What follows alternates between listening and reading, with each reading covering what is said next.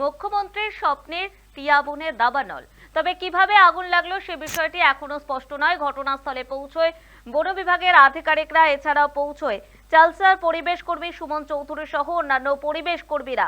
পাশাপাশি বন বিভাগের আধিকারিকরাও ঘটনাস্থলে পৌঁছয়। মুখ্যমন্ত্রীর স্বপ্নের টিয়া বনে দাবানল। সোমবার দুপুরে গরুমারা জাতীয় উদ্যান সংলগ্ন মুখ্যমন্ত্রীর স্বপ্নের টিয়া বনের জঙ্গলে ঝরা পাতায় আগুন লক্ষ্য করে স্থানীয়রা। তারপরে কিন্তু খবর দেওয়া হয়, পরিবেশ কর্মীরা সেখানে যান এবং কিভাবে আগুন লেগেছে সেই বিষয়টি জানার চেষ্টা করছেন। এ বিষয়ে জানবো, টেলিফোন লাইনে রয়েছে আমাদের প্রতিনিধি সানি রায়। সানি, ঠিক কিভাবে এই আগুন লাগার ঘটনা ঘটলো?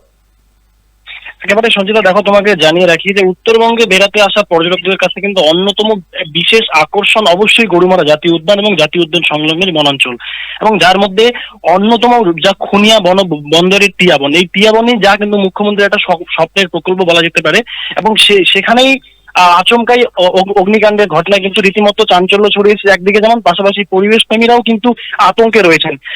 যেমনটা স্থানীয় সূত্রে জানা যাচ্ছে যে গতকাল সন্ধ্যে থেকেই কিন্তু সেই যে টিয়াবন সংলগ্ন যে এলাকা রয়েছে সেখান থেকে কিন্তু আগুনের ধোঁয়া দেখতে পান স্থানীয়রা, এবং আজ ভর দুপুর থেকেই কিন্তু পুরোপুরি আগুন লাগার ছবিটা একেবারে প্রকাশ্যে আসে। তারপরেই ঘটনাস্থলে ছুটে যায় পরিবেশ কর্মীরা, এবং তার পাশাপাশি বন দপ্তরের কর্মীরাও সেখানে যায়। তবে যেমনটা প্রাথমিকভাবে অনুমান করা হচ্ছে যে এই যে টিয়াবন সংলগ্ন এলাকা, যা চালসা ময়নাগুড়িগামী যে 17 নম্বর যে সড়ক রয়েছে, সেই সড়ককে একেবারে দুদিকে জঙ্গল এবং তার মাঝখানে পিচের প্রলেপ দেওয়া যে রাস্তা, সেই রাস্তা দিয়ে কিন্তু সচরাচর যান চলাচল করে। পাশাপাশি এই জঙ্গলের ভিতরে কিন্তু অবাধ গবাদি বা পশুদেরও কিন্তু একটা বিচরণ রয়েছে। সেক্ষেত্রে অনেকাংশে মনে করা হচ্ছে যে বেশ কিছু যে সমস্ত যারা প্রত্যক্ষ এবং পরোক্ষ দর্শীরা রয়েছেন, তারা যেমনটা বলছেন যে এই সংলগ্ন এলাকা দিয়ে যাওয়ার সময় কিন্তু যে সমস্ত গাড়ি করে যারা পর্যটকেরা যান কিংবা যারা নিত্য বছর সেই রাস্তা দেন, তারা কোনোভাবেই কিন্তু স্মোক জোন যে সিগারেটের ধোঁয়া কিংবা সিগারেটের আগুন সেখানে পড়ে থাকার ফলেও কিন্তু যেমন আগুন লাগতে পারে। এবং তোমাকে জানিয়ে রাখি, এর পাশাপাশি ডুয়ার্সের আরো বেশ কয়েকটি যে জঙ্গল রয়েছে, সেই জঙ্গলগুলোতেও কিন্তু অবাধ বিচরণ রয়েছে সেখানে, সে কারণে কিন্তু আগুন লাগার সম্ভাবনা শুরু থেকেই ছিল।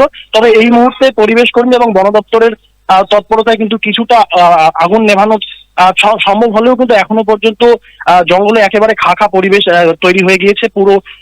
এই যে বসন্তের যে একটা আগমন, তার আগে এই ধরনের ঘটনায় রীতিমতো চাঞ্চল্য ছড়িয়েছে। চন্দ্রিতা, একেবারে অনেকটা ধন্যবাদ সানি। এতক্ষণ আমাদের সঙ্গে টেলিফোন লাইনে ছিলেন আমাদের প্রতিনিধি সানি রায়। ঘটনাস্থলে পৌঁছয় পরিবেশ কর্মী থেকে বন আধিকারিক সহ সেখানকার যারা রয়েছেন তারা প্রত্যেকেই ঘটনাস্থলে পৌঁছন। আগুন মোটামুটি এই মুহূর্তে নিয়ন্ত্রণে চলে এসেছে।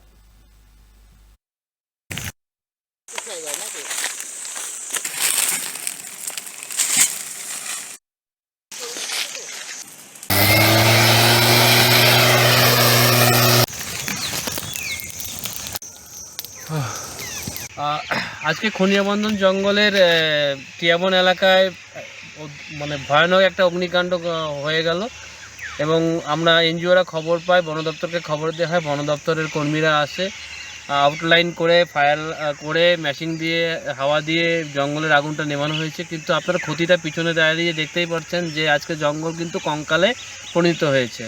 যে গাছগুলো আজকে মাথা চারা দিয়ে উঠবেন, বন সিজন হবে, এই গাছগুলো বড় হবে, সেগুলোকে করতে দিচ্ছে না। এখানে কিছু অসাধু মানুষ আছে যারা জঙ্গলের এই নিধন কাজে লিপ্ত হয়ে থাকে। আগুন লাগানো এদের একটা শখ হয়ে যায়। ঝরা পাতা, এখন ঝরা পাতার সিজন, সারা পৃথিবীতে গাছে ঝরছে এবং আগুন লাগানোর প্রবণতাটা বাড়ছে, প্রতিদিন প্রতিনিয়ত বাড়ছে। আমরা মানুষের কাছে একটাই মেসেজ দিতে চাই যে আগামী দিন এইভাবে যদি ধীরে ধীরে আগুনে ঝলসে যায় জঙ্গল, তাহলে পরে প্রকৃতি কিন্তু ধ্বংসের দিকে এগিয়ে যাচ্ছে। এখানে প্রচুর পাখি দেখতে পেলাম। এই পাখি খালি না, বন্যপ্রাণীর অনেক ডিম, সাপ, প্রচুর পরিমাণে প্রাণী, স্তন্যপায়ী প্রাণী থাকে, তারাও কিন্তু নষ্ট হতে শুরু করছে। ন্যাচারাল যে ব্যালেন্সটা আছে সেই ব্যালেন্সটা কিন্তু ধীরে ধীরে এইভাবে ধ্বংস হতে শুরু করছে। তাই প্রতিটা মানুষের কাছে আবেদন যে আপনারা আগিয়ে আসুন, জঙ্গলে আগুন দেখলে আপনারা রাস্তায় নামুন, নেমে আপনারা আগুনটাকে নেভানোর চেষ্টা করুন, আউটলাট করে দিন, দিয়ে অন্ততপক্ষে কিছু বাঁচানোর চেষ্টা করুন।